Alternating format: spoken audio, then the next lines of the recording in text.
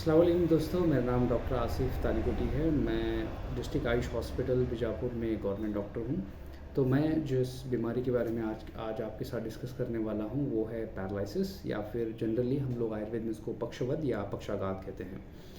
तो अब इस केस के अंदर हम लोग एक तो चीज़ पहले हम लोग डिस्कस करेंगे कि रीज़न्स क्या हैं, कॉस्ट फैक्टर्स क्या हैं। दूसरी चीज़ इसमें जनरली सिम्टम्स क्या होते हैं, और फिर हम लोग ट्रीटमेंट के बारे में डिस्कस करेंगे। तो पहली चीज़ ये है कि रीज़न्स क्या हैं। रीज़न्स जो काफ़ी ज़्यादा पेशेंट्स में नज़र आ रही हैं आजकल, जो 35 या 40 इयर्स या 45 इयर्स के पेशेंट्स के अंदर भी जो है वो पैरालिसिस हो रहा है। तो उसका जो सबसे बड़ा रीज़न जो है वो ब्लड प्रेशर की टैबलेट्स या दवाइयाँ ढंग से ना लेना, चाहे आप आयुर्वेदिक ले रहे हैं या फिर एलोपैथिक ले रहे हैं। उस ब्लड प्रेशर को मॉनिटर करते रहना, हर 3 महीने में या 6 महीने में एक बार आपको देखना और सिम्टम्स को पहचानना कि आपको ब्लड प्रेशर है या नहीं है।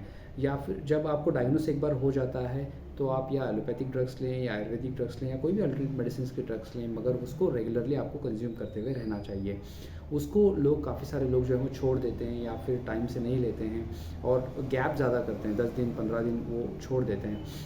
एक अलग अलग मिसकंसेप्शंस लोगों के दिमाग में बने हुए हैं, उसके हिसाब से वो चलते हैं, लोगों की सुनते हैं, डॉक्टर्स की कम सुनते हैं। तो उस वक्त जो है पैरालिसिस उनमें ये नज़र आता है, ब्लड प्रेशर कंट्रोल ना होकर भी हो जाता है। और सेकेंड चीज़ जो जनरली नज़र आती है वो है अनडायग्नोस्ड ट्यूमर। मतलब ब्रेन में कहीं एक जगह पे ट्यूमर है, वो जिस बॉडी पार्ट को नर्व्स को सप्लाई करता है वही पार्ट जो है इसमें इफ़ेक्ट हो जाएगा, मतलब पैरालाइज्ड हो जाएगा। ट्यूमर समझिए कि लेफ़्ट साइड में जो है वो ट्यूमर है। लेफ़्ट ब्रेन जो है usually right part of the brain को कंट्रोल करता है, तो उसी पार्ट में जो है पैरालिसिस हो जाता है। तो ये एक मेन सबसे बड़ा रीज़न है। तीसरा रीज़न आयुर्वेद के हिसाब से जिसकी हिस्ट्री ऑफ कन्वुल्जेंस है, अपस्मार है, जिनमें अपस्मार की टैबलेट्स रेगुलरली चल रहे हैं, मगर कभी कभार जो है वो ट्रीटमेंट ढंग से नहीं हो पाता है। ये 101% है कि किसी भी तरह का 100% या कंप्लीट ट्रीटमेंट जो है वो एलोपैथ में अपस्मार के लिए नहीं है, कन्वर्जेंस के लिए नहीं है। 3 साल 6 साल 9 साल काफ़ी सारे ऐसे पेशेंट्स हमारे पास आते हैं जिनको कई सालों से अपस्मार है, कन्वर्जेंस है, मगर ढंग से ट्रीटमेंट नहीं हुआ है। वो एक अलग टॉपिक है, उसके बारे में हम लोग कभी किसी और वीडियो में हम लोग उसके बारे में डिस्कस करेंगे। तो अपस्मार है, कन्वर्जन है, ढंग से ट्रीटमेंट नहीं हुआ है, तो उनमें भी जो है वो पैरालिसिस होने के चांसेस ज़्यादा रहते हैं। तो इसके अलावा हिस्ट्री ऑफ क्या कहते हैं उसको, पुराना अगर वातज कुष्ठ है, आयुर्वेद के हिसाब से अगर काफ़ी पुराना है और वातज कुष्ठ है, डायग्नोसिस अगर किसी के हाथ से अगर चूक हो गई है तो तब भी जो है आगे चलकर उनके अंदर पैरालिसिस देखा गया है। तो ये अलग अलग रीज़न से उसी के हिसाब से जो है वो ट्रीटमेंट भी हम लोग इसमें देते हैं। तो जो फर्स्ट लाइन ऑफ ट्रीटमेंट है वो क्या है आयुर्वेद के अंदर, जब आप चरक की बुक खोलोगे या अष्टांग हृदय की बुक खोलोगे तो उसमें सबसे पहले जो सिंपल ट्रीटमेंट या starting line of first line of treatment जो कही गई है पैरालिसिस के लिए वो है स्नेहन, स्वेदन और विरेचन। ये 3 ट्रीटमेंट्स हैं। सबसे पहले स्टार्टिंग में यही ट्रीटमेंट कहा गया है। अच्छा, स्वेदन स्नेहन मतलब बॉडी को ऑयल से, किसी मेडिकेटेड ऑयल से बॉडी को तेल लगाना। दूसरा स्नेहन देना, भाप देना। तीसरा जो ट्रीटमेंट है वो विरेचन है। अगर किसी को कफ दृष्टि है, मतलब कफ प्रकृति वाला शख्स है, तो उसमें तीक्ष्ण विरेचन देते हैं। विरेचन का मतलब क्या हो गया? विरेचन का मतलब ये हो गया कि ऐसी दवाई आम भाषाओं में जो मोशन को लाती है ना, जो मोशन को लाती है, आपको मोशन आते हैं, आप दवाई खाते हो तो आपको मोशन लाते हैं, मोशन आ जाता है, तो कभी कभार तीक्ष्ण विरेचन भी पेशेंट में देना पड़ता है। और दूसरी जो चीज़ जो इसमें होती है वो जो है मृदु विरेचन, मतलब रेगुलरली मोशन आने वाली मेडिसिन को इसमें देना पड़ता है। तो ये हो गया। तो ऑयलेशन थेरेपी, सडेशन थेरेपी मतलब भाप देना, और तीसरा जो है पेशेंट का मोशन साफ़ होते रहना चाहिए। पेशेंट जो है रेगुलरली मोशन उसका साफ़ होते रहना चाहिए। ये काफ़ी इंपॉर्टेंट है आयुर्वेद के हिसाब से, हमारे हिसाब से, हमारे पैथोजेंस के हिसाब से हमारा ट्रीटमेंट हम लोग बोल रहे हैं। तो इसके अलावा मेडिकेशंस क्या हैं, इंटरनल मेडिकेशंस हम लोग क्या देते हैं? जो फर्स्ट लाइन ऑफ ट्रीटमेंट है, जब भी हमारे पास पेशेंट जब आता है तो हम लोग ये यकीनन कुछ दवाइयाँ जो है वो महंगी हैं, काफ़ी सारी दवाइयाँ जो वो काफ़ी सस्ती हैं, जैसे कि स्नेहन, ऑयलेशन थेरेपी हो गया, सडेशन थेरेपी हो गया, काफ़ी सस्ते में आपको हो जाता है। जो दूसरी जो चीज़ है, अगर क्रॉनिक पेशेंट है, समझ लीजिए कि पुराना जो है पक्षवद या पक्षाघात का पैरालिसिस का पेशेंट है, वो आपके पास आया हुआ है, तो उस वक्त हमें क्या देना चाहिए? उस वक्त रौप्य भस्म एक अल्टीमेट मेडिसिन है। रौप्य भस्म का इस्तेमाल करें, सिल्वर का इस्तेमाल करें। ये एक मिसकंसेप्शन है दिमाग में काफ़ी सारे लोगों के लिए, ओ मेटल्स का इस्तेमाल होगा, बॉडी में किडनी ख़राब हो जाएंगे, लिवर ख़राब हो जाए। वो कब होंगी? जब आप एक प्रॉपर डॉक्टर की सलाह लेकर जब आप ट्रीटमेंट नहीं लोगे, तब ये वो सारी चीज़ें होंगी। हर एक चीज़ की एक प्रॉपर डोसेज है, वो डोसेज के साथ अगर हम लोग लेंगे तो यकीनन इससे फ़ायदा होगा। अच्छा, सिल्वर कंटेन मेडिसिन कौन से हैं जो मार्केट में अवेलेबल हैं, जिससे लॉन्ग टर्म में लेने पर कोई बड़ा नुकसान नहीं होगा लेकिन फ़ायदा ज़रूर होगा? एक तो जो फर्स्ट जो मैं यूज़ करता हूँ वो है पंचामृत लोह गुगुलू। दूध पापेश्वर का है, बहुत ही बेहतरीन मेडिसिन है पंचामृत लोह गुगुलू। आप वर्गो का भी इस्तेमाल कर सकते हो, इमिस का भी इस्तेमाल कर सकते हो, नहीं मिला तो फिर बैद्यनाथ का इस्तेमाल आप कर सकते हो। पंचामृत लोह गुगुलू और सेकेंड जो है वो तप्यादि लोह, ये दोनों में सिल्वर कंटेंट है। तप्यादि लोह और पंचामृत लोह गुगुलू का आप इस्तेमाल करें। शुरुआत में क्या डोसेज हमें लेना चाहिए? इसमें जो है मैं यूजुअली 15 दिनों तक थोड़ा सा हेवी ड्रग डालता हूँ, जैसे कि 2 गोलियाँ सुबह, 2 गोलियाँ शाम को, पंचामृत लोह गुगुलू, तप्यादि लोह। तो ये दोनों 2-2 गोलियाँ सुबह शाम लेना है। इसके साथ जो वातग्न द्रव्य हैं, जैसे कि एकांगी रस हो गया या महावात विध्वंस रस हो गया, पेशेंट को डिपेंड करते हुए, सीज़न जो चल रहा है, गर्मी के अगर मौसम ज़्यादा है तो ज़्यादा हेवी ड्रग्स न देते हुए जो बैलेंस करना पड़ता है। एसिडिटी है तो एसिडिटी की भी दवाई जो है वो दे दी गई।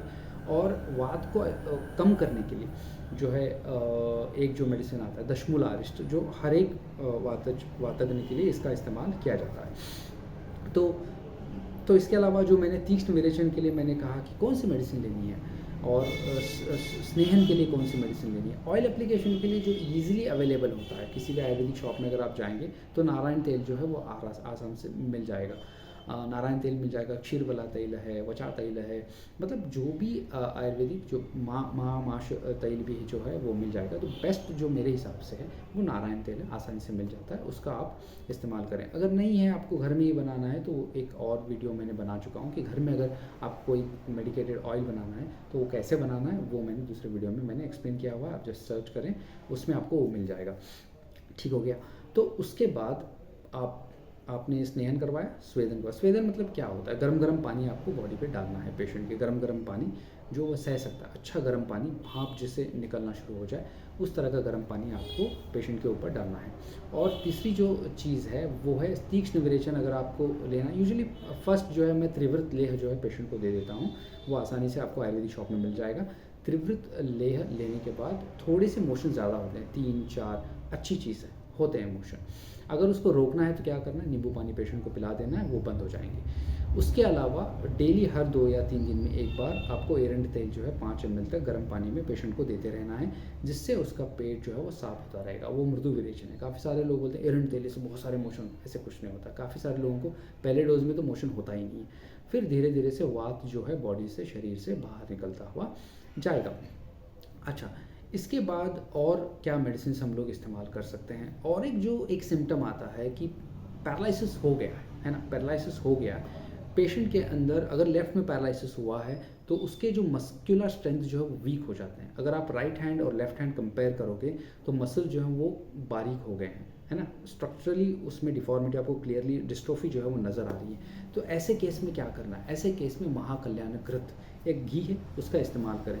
ये पहले मिसकंसेप्शन पेशेंट के दिमाग में से निकाल दें कि घी लेने से जो कोलेस्ट्रॉल बढ़ता है। ये मेडिकेटेड घी है, इससे कुछ नहीं होता है। आप लॉन्ग टर्म में इसका इस्तेमाल कर सकते हो।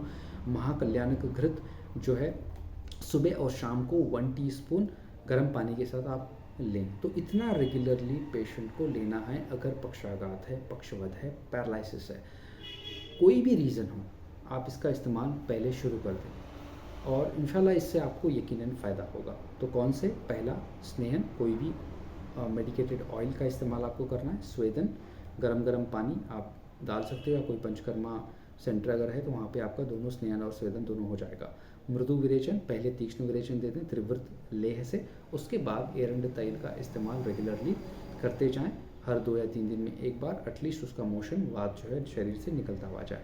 इंटरनल मेडिकेशंस क्या देना है? सबसे पहले पंचामृत लोह देना है और तप्यादि लोह देना है, सुबह 2 और शाम को 2। इसके अलावा एकांगी रस, महावात विध्वंस रस, योगराज गुगुलू वगैरह वगैरह भी दिया जा सकता है। दशमूल लेना है 1 कप गर्म पानी में 2-2 चम्मच सुबह, दोपहर और शाम को। ये रेगुलरली मेडिकेशंस आपको रेगुलरली देते हुए जाना है और इससे यकीनन आपको फ़ायदा मिलेगा। 15 दिन में ही आपको डिफरेंसेस नज़र आना शुरू हो जाएंगी। फिर 15 दिन बाद आपको गोलियों की डोसेस कम करना है, सुबह एक शाम को एक करना है। फिर अगले 15 दिन में आपको रोज़ाना एक टाइम ही आपको देना है। अच्छा, ये स्नेहन है, स्वेदन है या कोई भी ये जो मेडिकेशंस है, कुछ मेडिकेशंस जो है वो कोई भी गवर्नमेंट आयुर्वेदिक हॉस्पिटल में आपको मुफ्त में मिल जाएगा। हो सके तो वहाँ पे अगर आपके डिस्ट्रिक्ट में है, जैसे कि मैं बीजापुर में रहता हूँ, कर्नाटक में रहता हूँ, तो यहाँ पे गवर्नमेंट डिस्ट्रिक्ट आयुष हॉस्पिटल है, वहाँ पे काफ़ी सारी दवाएँ जो मुफ्त में मिल जाती हैं। इसका आप यकीनन ज़रूर लाभ उठाएँ, ठीक है ना। तो अगर आपको कुछ सवाल करने हैं तो कमेंट में आप सवाल कर दें, मैं कोशिश करूँगा कि मैं आपको जवाब दे दूँ।